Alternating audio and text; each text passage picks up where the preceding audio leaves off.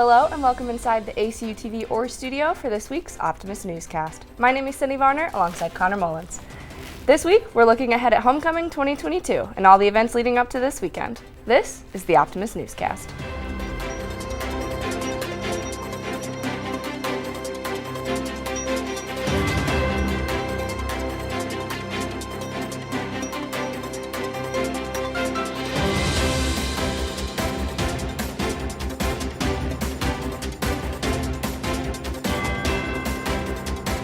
As Homecoming Week kicks off, events hosted by ACU are in no shortage.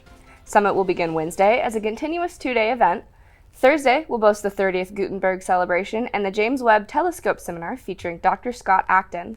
The Homecoming Carnival and Physics Phenomenon Chemistry Circus is going to start at 5 p.m. on Friday, with a candlelight devo and the Department of Theater's The Little Mermaid opening night directly following at 8 p.m. Saturday starts with the dedication of the new Gata Fountain at 8:30 a.m. and annual homecoming parade at 10 a.m.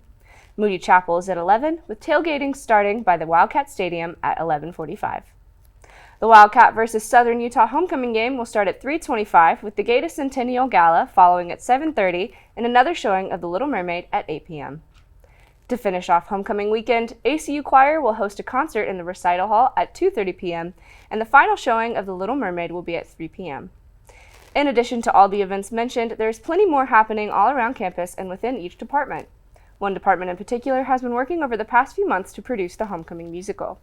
While the show was originally expected to be in Boone Family Theater, the show will go on in the Abilene Civic Center. The theater department was glad for the change as it would add 400 seats and allow the use of a different set due to the bigger stage. Tickets are on sale now and will be available at the box office.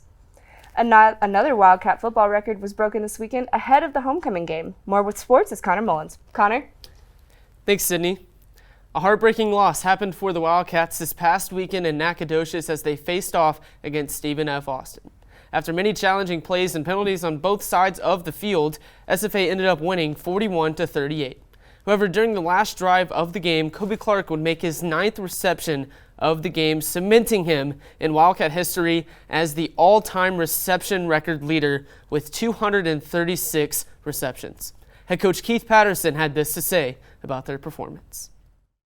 The next play mentality that they have is very impressive. We're looking at us and everything. I look at myself first. What can we do to come out of the gate faster? And there's a couple of things that we're looking at changing this week, maybe throughout preparation and things like that, just to see what it is, because it doesn't really make a lot of sense to me the way that we play in the second, and the third, and the fourth quarter. The next game will be at home against Southern Utah this Saturday and will stream live on ESPN Plus beginning at 3:25.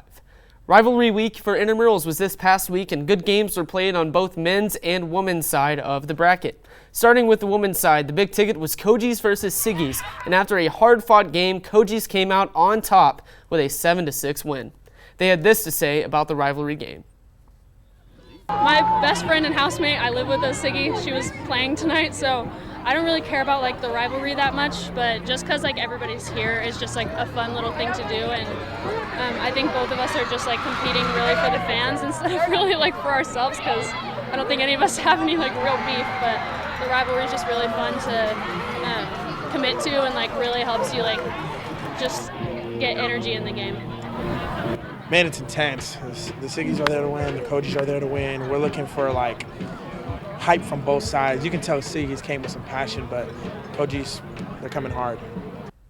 The men's side, however, was undoubtedly more shocking, with G1 coming out on top against GSP 27-0. Many interesting plays by both sides would ultimately lead Galaxy to increasing its record to 4-0 on the season. Some games are left for flag football this week, with playoffs continuing into next week. Speaking of football, the Wildcats will go head-to-head with the Southern Utah Thunderbirds on Saturday in the homecoming game matchup. This is the first time that ACU will be playing the Thunderbirds in school history and will be going into the game with a 4-2 overall record on the year. That's all for sports. Thank you for tuning in to this week's Optimist Newscast. I'm Connor Mullins. And I'm Cindy Varner. Have a great week, and we'll see you next time.